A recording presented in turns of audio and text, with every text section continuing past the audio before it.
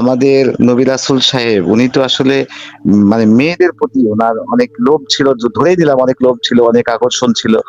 অন্তপক্ষে ২-১ জন মেয়ের প্রতি উনার ভালোবাসা ছিল। অথবা উনার স্ত্রী ১ম স্ত্রী খাদিজার প্রতি উনার ভালোবাসা ছিল। আর কোন স্ত্রী নাই, কোন দাসী নাই, কোন কিছু নাই। কিন্তু আমার যে একজন ভালোবাসার মানুষ পরকালে যখন জান্নাতে যাওয়া হবে, তখন মানে আমি তাকে রেখে, আমি তাকে নিয়েই তো আবার পরকালে আমি থাকবো। আমি জান্নাতে তো আমার শুধু তাকেই দরকার, আর কাউকে দরকার নাই। এখানে হুরের প্রশ্নটা কেন আসলো? তখন ওই জায়গাতে তার নারীদের প্রতি এত রাগ আসলো কেন? আর তার এত বিদ্বেষ তৈরি হলো কেন? নারীদের জন্য কেন একটা ব্যবস্থা করলো না? আমি পুরুষ, আমি যাই গেলে তো আমি সেখানে অনেকগুলো হুর পেয়ে যাচ্ছি। নিশ্চিত। তাহলে ওই খাদিজা কি দোষ করলো? ওর জন্য তাহলে ৭২টা থাকতে হবে। ভাই এই ব্যাপারে যদি কিছু বলতেন। ভাই আপনি এই সময় বসে ১৪০০ বছর আগের কালচারের কথা করতেছেন, কালচারকে জাজ করতেছেন। ১৪০০ বছর আগের কালচারে এই জিনিসটা যে পুরুষরা হুল লাগাবে, নারীদের কাজ হচ্ছে বসে থাকা, কখন তাকে সরি ফর মাই ওয়ার্ড লাগাবে, পুরুষের হুরদের সাথে সঙ্গম করবে, নারীরা তার জন্য ওয়েট করবে, নারীরা তাকে শুধু সার্ভ করবে, সার্ভিং এর জন্য নারীরা শুধু। এই জিনিসটা তখনকার সময়ের একটা সাধারণ মেন্টালিটি। সবাই এই জিনিসটাই চাইতো, মোটামুটি মোটামুটি সবাই। তারা মানে অ্যাটলিস্ট মোহাম্মদের যে আহ, ছিল, ডাকাত ডাকাত বাহিনী ছিল, তাদের তাদের মেইন চিন্তা ভাবনা এরকমই ছিল, যে আমরা করব, আমরা যুদ্ধ করব, আমরা ফাইট করব, এর বিনিময়ে আমরা হচ্ছে পাবো, নারী পাবো। তো তারা তারা জন্মের পর মানে মৃত্যুর পরেও কি চায়? মৃত্যুর পরও তারা সুখে থাকার জন্য তাদের দরকার হচ্ছে নারী। তাদের এমন না যে তাদের কোনো সায়েন্টিফিক মাইন্ড দরকার, তারা নতুন কিছু ডিসকভার করতে চায়, নতুন কিছু জানতে চায়, এগুলো না। তাদের ওইখানে মিসিং, তাদের যে ফ্যান্টাসি গুলো ছিল, ফ্যান্টাসির মধ্যে ছিল নারী আর কি। আপনি যদি অন্যান্য অন্যান্য ধর্মগ্রন্থের ফ্যান্টাসি গুলো পড়েন, যদি আপনি ফর এক্সাম্পল ভ্যালহালা সম্পর্কে পড়েন, তো থর মিথোলজি, তারপর হচ্ছে আপনার আহ, থর অডিন যে মিথোলজি থেকে আসে, ওই মিথোলজির যদি আপনি জান্নাত গুলো পড়েন, সেখানেও ওই ওই সময়কার লোকজনের ওই ফ্যান্টাসি গুলোই পাবেন। তারাও তারাও তাদের মিথোলজি এরকম ছিল যে তারা যুদ্ধ করতে এত বেশি ভালোবাসতো, তারা ওরিয়র হওয়াটাকে এত বেশি প্রাধান্য দিত। তারা চাইতো যে তারা যে হ্যাভেনে যে যুদ্ধ করবে, নিজেরা নিজেরা মারামারি করবে, যুদ্ধ করবে, বিয়ার খাবে, আবার পরের দিন রেডি হবে, আবার যুদ্ধ করবে। এই এই জিনিসটা তাদের কাছে সেলিব্রেশনের বিষয়। এটা তারা মজা পাইতো এবং এটাই তারা চাইতো। তো ওই সময়কার মানুষ তাদের ধর্মদের ওইভাবে ফ্যান্টাসাইজ করে বানাইছে। মোহাম্মদের সময় মানুষরা ফ্যান্টাসাইজ করে তাদের ধর্মকে ওইভাবে বানাইছে। স্বাভাবিক বিষয়। মোহাম্মদ আপনার সময় বসে তার ধর্মটা বানায়নি, মোহাম্মদ বানাইছে তার ধর্মটা তার সময় বসে। তার সময় মানুষের যে ফ্যান্টাসি, সেটাই সে প্রকাশ করছে। আর এই জন্য তো কেয়ামত আসবে ভাই। এই জন্য কেন আচ্ছা, আমার প্রশ্নটা আমি মনে মনে তৈরি করছি অনেকদিন থেকে, কিন্তু আপনাকে বলার সুযোগ করে পাচ্ছি না। আমাদের মহানবী সাল্লাল্লাহু আলাইহি সাল্লাম ইনি এই যে কোরআন শরীফের এতগুলো ব্যাপার, এতগুলো সূরা, এতগুলো আয়াত, আহ, এবং এত বড় একটা খণ্ড, সেটা উনি আবিষ্কার করলেন। তারপরে যে অনেকগুলো হাদিস উনি আবিষ্কার করলেন। তো আমি ভাবছি যে ধরে নিলাম ওনার একটু লেখাপড়া আছে বা লেখাপড়া জানে, তো ওনার এত ছন্দ তৈরি করার সুযোগটা বা সক্ষমতাটা হলো, সেটা তার মেধার কি সক্ষমতার জায়গা থেকে হয়েছে, যদি আপনি আপনার জায়গা থেকে বলতেন আমাকে একটু। আপনি কি মহাকবি হোমারের নাম শুনেছেন? জি, আপনার আপনার এই লাইভে শুনেছি।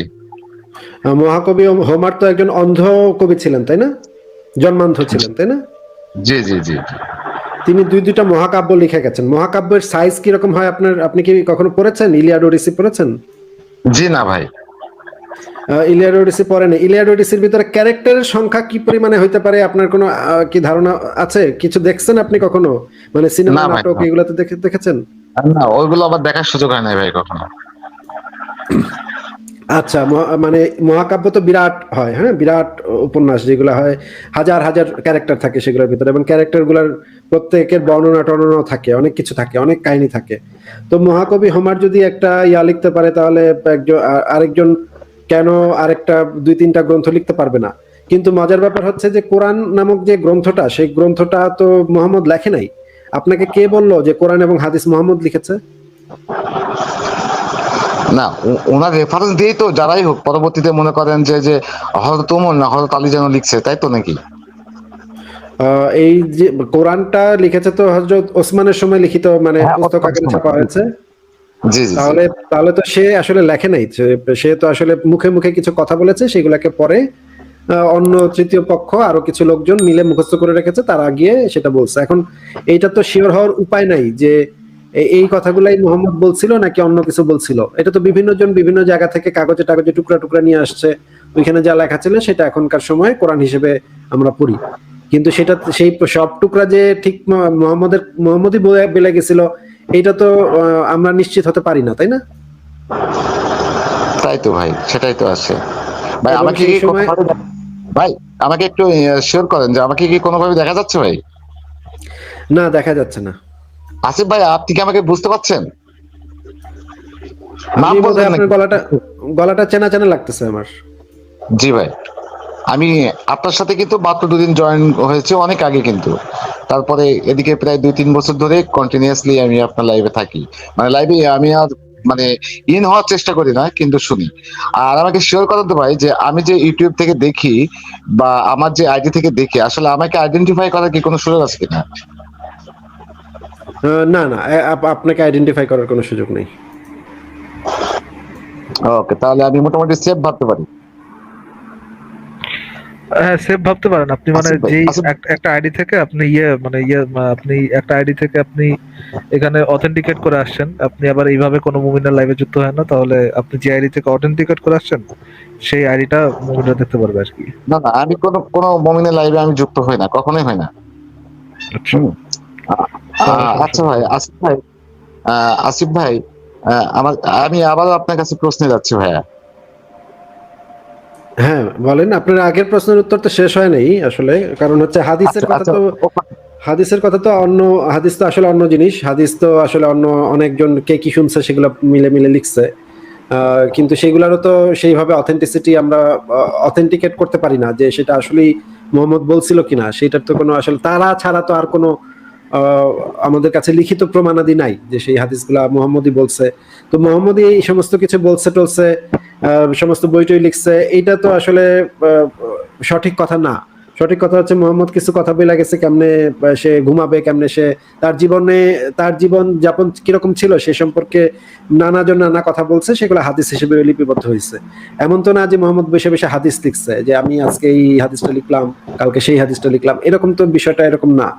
কোরআনের আয়াত তো হচ্ছে বিভিন্ন সময় বিভিন্ন যে সমস্যা দেখা দিচ্ছে সেই সমস্যা অনুসারে মোহাম্মদ একটা মানে ইয়া দিচ্ছে, যে সলিউশন দিচ্ছে, সেই সলিউশন গুলা সে আল্লাহর নামে আনছে। এখন সেই সলিউশন গুলাকে কোরআন হিসেবে মুসলমানরা এখনো পড়ে। এখন সেইগুলা তো মোহাম্মদ লিখছে এরকম তো আমরা বলতে পারি না। জি জি। আচ্ছা ভাই, আপনার এখান থেকে দেখা যাচ্ছে, আপনাকে কি বিদায় জানাবো? কারণ আপনাকে তো আপনার ক্যামেরাটা থেকে কিছু না কিছু দেখা যাচ্ছে ভাই। ওই সেটা দেখা যাচ্ছে, আমার রুম দেখা যাচ্ছে। আচ্ছা তাহলে কিন্তু দ্রুত আপনি বলে ফেলেন, আপনার আলোচনাটা দ্রুত শেষ করে ফেলেন তাড়াতাড়ি। হ্যাঁ, আমার এই যে মেরাজ মেরাজ নিয়ে একটু প্রশ্ন ভাইয়া, মানে ওনার এই গল্পটা কে দিয়েছে? তাহলে মেরাজের গল্পটা যেটা আমরা শুনতে পাই বা আমরা যেটা বুঝি, এই গল্পটা কোত্থেকে আসছে? মেরাজের গল্পটা যদি মূলত আসছে হচ্ছে গিয়ে আর্দা ভিরাফ নামক, আপনি যদি গুগলে সার্চ করেন আর্দা ভিরাফ, আর the night journey of Arda Viraf, হ্যাঁ, মানে ভিরাফের নাইট জার্নি, এটা লিখে যদি সার্চ করেন তাহলে আপনি এই মানে প্রাচীন জরাষ্ট্র ধর্মের একটা মানে ধর্মগ্রন্থ পাবেন। সেখানে আর্দা ভিরাফ নামক একটা ধর্মগ্রন্থ আছে, হ্যাঁ, সেখানে দেখা যাবে যে ওই নবী মোহাম্মদের লাস্ট 10 ইয়ার্স পার্সিয়ান যে মানে পয়গম্বর ছিল, কোথায় সে হচ্ছে গিয়ে সে যে বলছে ঈশ্বরের যে সাথে শাসন দেখা করে করছে, আসছিল। সেই মদিনায় না হুবহু মক্কাতে? কাহিনী হচ্ছে নবী মোহাম্মদের মেরাজের এই সম্বন্ধে কিছু আপনি যদি ওই যে জাহান্নামে তারপরে গেছিল, জাহান্নামে মেয়ে দেখছে, তখন অনেক মেয়ে মানুষ দেখছে, শাসন করেছে। তারপর হচ্ছে কিন্তু জান্নাতে তিনি গেছে, জান্নাতে মারা গিয়ে গেছেন মুক্ত দেখছে। মদিনাতে ভাইয়া, এটা এগুলো কিভাবে সমস্ত কিছু এত হচ্ছে দূর আবার আর্দা চলে ভিরাফের গেল? কাহিনী থেকে নেওয়া। না। আপনি আর্দা ভিরাফ মক্কা বাংলা অনুবাদ মদিনা হয়েছে, মানে আপনি বাংলা 50,000 অনুবাদ মাইল দূরে করতে না তো পারেন ভাই। আর্দা ভিরাফের বাংলা অনুবাদ। আচ্ছা ঠিক আছে ঠিক ওই আছে সময় তো এটা- ভাই